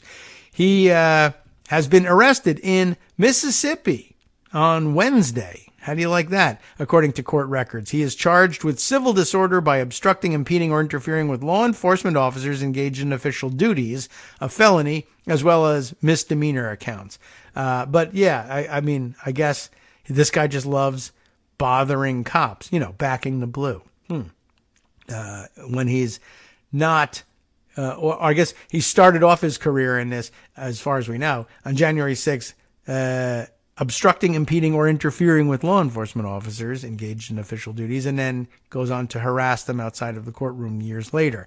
No attorney for Tatum was listed in the court records. Tatum has been a frequent presence at vigils outside the jail in Washington, where some January 6th defendants were being held. NBC News has reported that he also harassed officers who were testifying during Capitol attack trials. Last year, Tatum was a witness for Brian Mock, January 6th defendant who assaulted police officers and then represented himself at trial.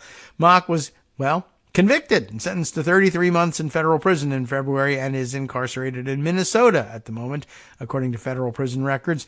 Tatum was on the west front of the U.S. Capitol and on the front lines as the pro-Trump mob chased down outnumbered police officers on January 6th. He eventually made his way to the lower west tunnel where some of the worst violence of the day took place.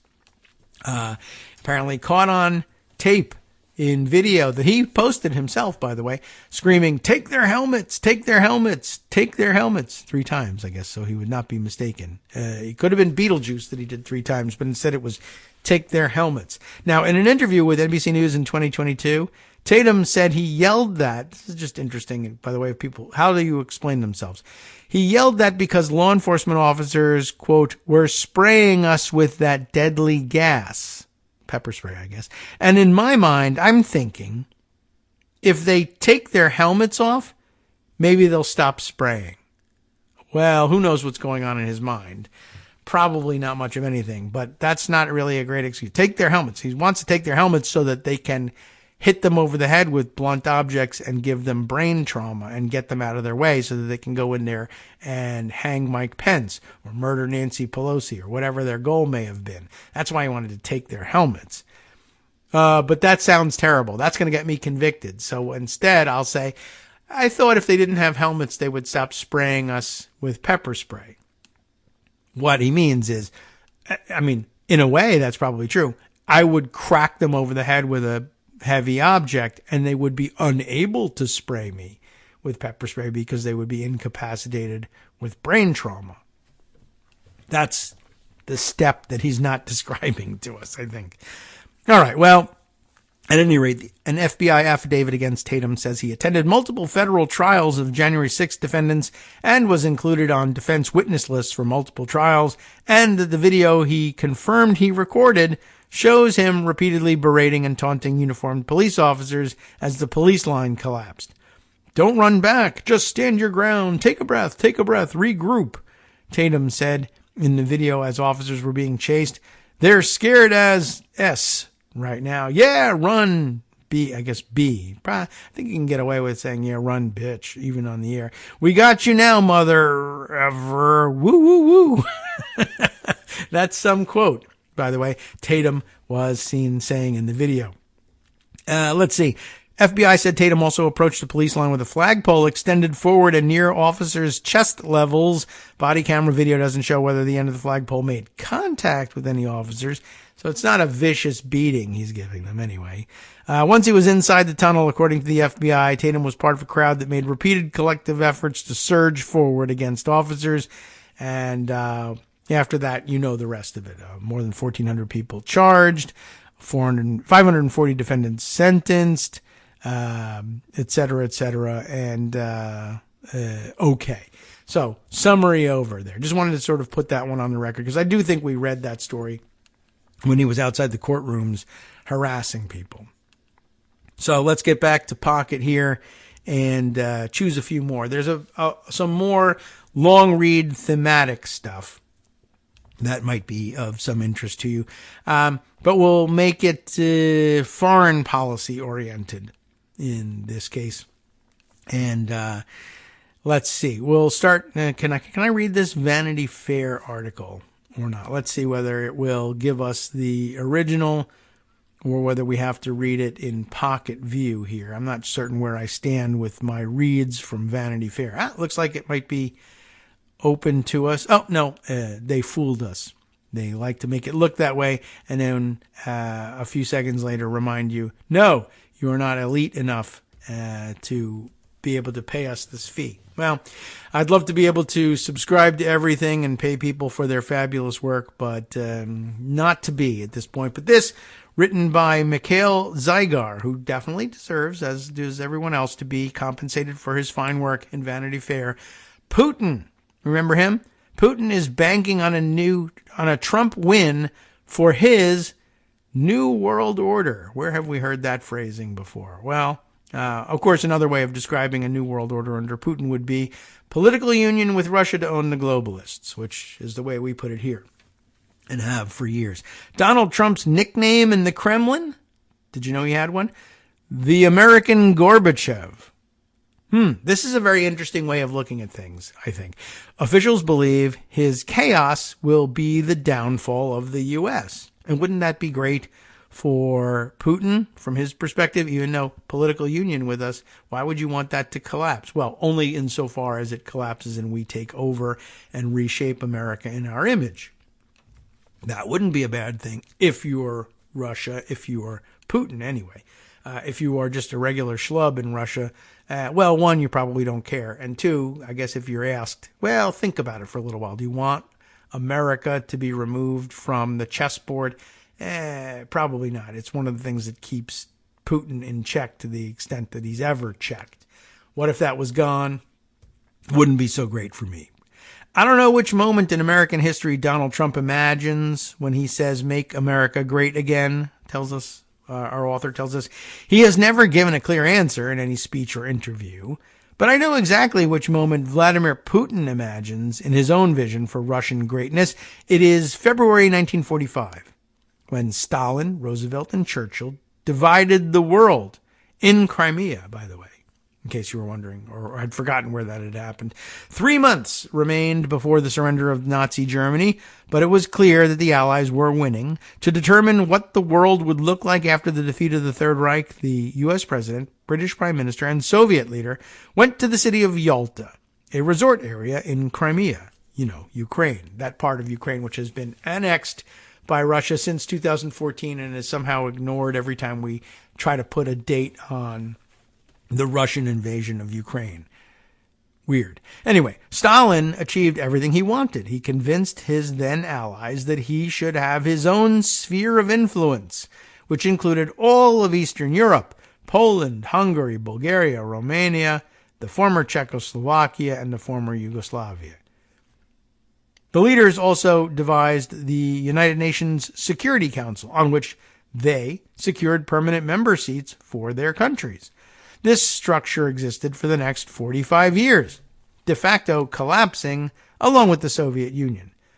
Putin once called the extinction of the Eastern Bloc the greatest geopolitical catastrophe of the 20th century. Others, disagree, but there it is. Throughout his presidency, Putin has repeatedly said that the world needs a new Yalta. If the old world order no longer works, a new one must be invented. He began talking about this in 2007 during his famous Munich speech. Oh, all the worst famous speeches are given in Munich. Anyway, in which he challenged the U.S.-dominated unipolar world order for the first time and has repeated the proposal many times since, including in a speech at the UN in 2015, in Davos in 2021, and in his addresses to the Russian parliament almost every year.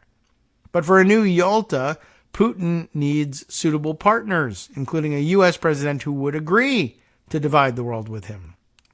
Since Soviet times, there has been a stereotype in the Kremlin.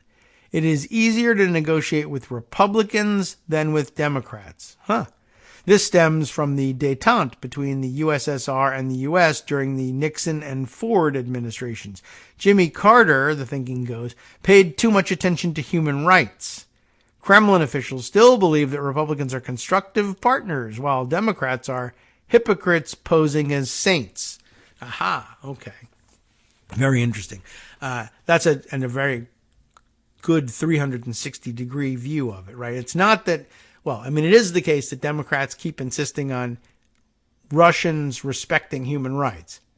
Not that that's because Democrats or Americans in general have always been great respecters of human rights, but that's what they do, whereas Republicans are flexible on human rights. At first, Putin considered George W. Bush a suitable partner. After all, Bush even looked the man in the eye and was able to get a sense of his soul. Remember that? That was just dumbness. But anyway, after 2004, when the U.S. supported the Orange Revolution in Ukraine and other color revolutions in the former USSR, Putin began to fear that Bush wanted to overthrow him too. Moreover, the Kremlin sincerely believed that Bush wanted to become the military dictator of the world. That's an interesting view. Putin was astonished when, after Hurricane Katrina, Bush's ratings plummeted and he did not cling to power. did not attempt to change the Constitution, did not seek a third term, the things Putin himself would be ready to do for power. He just didn't understand that wasn't done at the time. So now he's found himself a person who says, what the hell, why don't we do it? Putin never trusted Barack Obama. He always believed that when American politicians talked about values, it was all hypocrisy, masking some cunning, inevitably anti-Russian plans. In 2013, Putin watched the fictional series House of Cards, and he took it as proof that he was right. All his expectations and fears were confirmed. Indeed, American politicians were cynical, cruel, and deceitful. He just needed to wait for the right person to come to power. It's interesting. In other words, I guess it's possible to look at this and say Vladimir Putin was influenced by what I guess for him at his level would be considered a crime drama, just the way we keep saying on this show. I keep saying anyway. I wonder if people are overly influenced by the proliferation of crime drama all over the news or all over every channel. It's not news, it's drama, but everywhere they turn, everything is a crime drama. There's crime rampant all over the place, and now they report that they believe, despite the fact that crime is down considerably, crime is rampant all over the place because the TV tells me so. But if you're operating at the level of world leader and you're watching dramas on TV about how American politics is rife with cynical cruelty and deceit, even though the House of Cards, by the way, is the American version of a British show in which it did the same thing and then they just Americanized it. But interestingly, somehow, for whatever reason, as opposed to simply saying, oh, this is fiction or this is an adaptation for American television, it's not the case that they're conceding that both the United Kingdom and the United States are both run this way, actually. But, well, okay, maybe he's human and he comes to the same conclusion. Okay, so back in 2011 and 2012, Putin believed that the mass protests against his third term inside Russia, I guess, were organized and funded by the State Department under Hillary Clinton. Plausible. Therefore, in 2016, he had no doubts. He saw the Democratic candidate as a personal enemy. From the moment Trump was elected, the word Yalta became one of the most popular among Kremlin officials. They were confident that Trump was the right person to agree to such a spectacle. After all, he went to meet with North Korea's leader, which was never a thing. You can't do that. It's never to be done. No, I'll go do it and I'll salute his generals too. I mean, once they saw that, they must have figured, yeah, this is going to work. They were confident that Trump was the right person to agree to such a spectacle. This does not mean that Russian authorities considered Trump their puppet. Not this alone, anyway. The Kremlin has never had any means to influence him. Or so they say, anyhow. That's what's in this article. Putin simply believed, and it's plausible. I mean, what if it was all, we just think he'll come to this on his own? Yeah, that would result in the same thing, I guess. It's not necessary that he be a puppet, per se. Well, at any rate, Putin simply believed that Trump was morally close and understandable to him, a fellow cynic who also thought that money solved everything. That, too, is plausible. However, the scandal over Russian interference in American elections ruined all these plans. No rapprochement occurred. Moreover, aside from a few brief meetings during international summits, Putin and Trump held only one full-fledged negotiation, and what a horrible one it was, in Helsinki in 2018. But now the Kremlin believes that if Trump wins in November, everything will be different.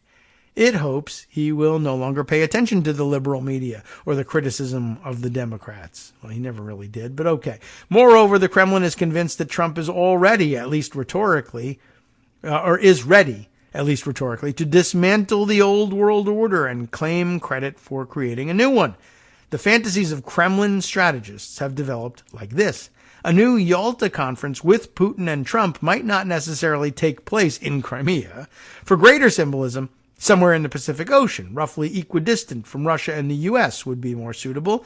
My sources, I don't know whether that's really a good bet, but maybe, why not? My sources in Moscow, who wish to remain anonymous for security reasons, lest they be thrown out a window, I guess, suggest that such a summit could look good on Fiji. Well, everything looks good in Fiji. The Pacific archipelago is conveniently equidistant from Russia and the U.S. I don't know if anybody cares about that. Putin's entourage understands that despite his ambitions, he is not like Stalin in 1945. Oh, yeah, okay. And today's Russia is no match for the Soviet Union. Therefore, the dreams of the current Kremlin inhabitants suggest that another participant in the new Big Three should be China, represented, of course, by Xi Jinping. They believe that the real Cold War is beginning between China and the U.S. So the upcoming Yalta, Fiji thing should formulate the rules for this confrontation. And Putin is ready to be content with the role of third partner, a kind of modern-day Churchill. Of course, he wants to secure... That's rough for UK listeners. Of course, he wants to secure his place on the global board of directors, that is the UN Security Council, and expects to be allotted his sphere of influence, the countries of the former Soviet Union. Really no basis for that, but there was never any basis for awarding Russia that seat that the Soviet Union vacated anyway. While fantasizing about the future of the U.S. under Trump, the Kremlin harbors another dream it sees as the ultimate revenge for the Cold War defeat and the collapse of the USSR. Or it sees this as the revenge. Putin's current advisors are confident that the U.S. will eventually disintegrate, breaking into several pieces like the Soviet Union ultimately did. That is their model of thinking, obviously. This would require the right conditions and a leader who could plunge the country into chaos. You might be surprised, but the nickname used for Trump in the Kremlin is the American Gorbachev. For them, Mikhail Gorbachev is not a Democrat or reformer. For former KGB officers, Gorbachev is a demagogue and narcissist who desperately wanted to please the audience but had no plan of action. A president whose policies were so chaotic that the empire began to fall apart, with different parts declaring their independence. This is wishful thinking, but Putin's inner circle would like to believe that Trump could become just such a president. Moreover, since American cinema is an important source of information and inspiration for Putin's analysts, they have already received the necessary confirmation from Hollywood Civil War, starring Kirsten Dunst. I didn't realize she was such an influencer. That, to them, is evidence that the situation in America is worsening by the day. The disaster film is treated as almost a prophecy. They are therefore convinced that they are on the right track. That's a little crazy, guys. Just a little more, and Trump will agree to a new Yalta, and then the U.S. will disintegrate, and Russia will win the new Cold War. Vladimir Putin believes that his dream is not so unattainable. Now, that may be the case because Trump was already stupid and the movie had nothing to do with it, but there you have it. That's an interesting tack, to say the least. I had another article that kind of used the same tack, but obviously we're not going to have the opportunity to get all the way through it. But where was it and where was it parked? I'm not certain why I was so sure that we had... yes, right, here we are. Washington Post was more recent than I thought. Perry Bacon Jr., a favorite of Greg's, writing under a headline that caught my eye. Centrist politics are failing in the U.S. and Europe. Reading the polls and staying in the political center seem like they should work, but they don't. And we now face, Monday being July, we face elections, July 4th elections, ironically enough, in the UK, the snap elections being held in France as well, where it looks like the hard right bloc will make similar gains. Not really sure what was motivating Macron and all of that. They just made outstanding gains in the European Parliament, and they could have waited up to 3 years for conditions to change before they held elections in France. But suddenly they said, what if we held them even sooner, and there was even less chance that France, the French electorate would turn away from the hard right, or we could wait for them to make some horrible mistake or cozy up to Putin and scare the electorate into turning away from them. No, apparently. All right, let me see if I can read a few lines here to give you a sense of what Perry Bacon has to say here and see whether it overlaps at all with what we just read in Vanity Fair. The election campaigns happening in France, Britain, and the United States, where we live, are the latest illustrations of the shortcomings of centrist politics. The big question is whether there's an alternative that both stops the ascent of right-wing national politics and results in good policy outcomes. We're still interested in having some of those if we could. By centrist policies or politics, I mean the style of figures such as, well, President Biden, French President Emmanuel Macron, Keir Starmer, the British Labour Party's candidate for Prime Minister, and Canadian Prime Minister Justin Trudeau. They are in many ways following in the ideological footsteps of former presidents like Bill Clinton, Barack Obama, and former British Prime Minister Tony Blair. Time for us to get the hell out of here, though. These are the main tenets to this centrism. The defining one, at least in determining how these politicians and parties act in practice, is trying to balance the interests of everyday workers with those of the wealthy and corporations. These politicians generally let capitalism operate without too many constraints, hoping to maximize economic growth and then redistribute the proceeds. That's in contrast to leftists in their countries who are more tied to labor unions and a fairly antagonistic approach to the rich. Bernie Sanders of Vermont, for example, and conservatives, on the other hand, who are even more tied to corporations like Mitch McConnell, the Kentucky Republican. Second tenet, support, although tepid at times, for multiculturalism. Politicians in this mold are generally more supportive of gay, lesbian, and transgender rights, as well as of ethnic and religious minorities than conservatives are. The third tenet, the lack of a set ideology beyond somewhat business-friendly and multicultural, which is interesting. The third tenet is the first two. I don't know how well that holds up. Parties and politicians in this mode often rely on polls and public opinions to determine their positions. Okay? Yes, always a bit of a weakness. Interesting, something to read.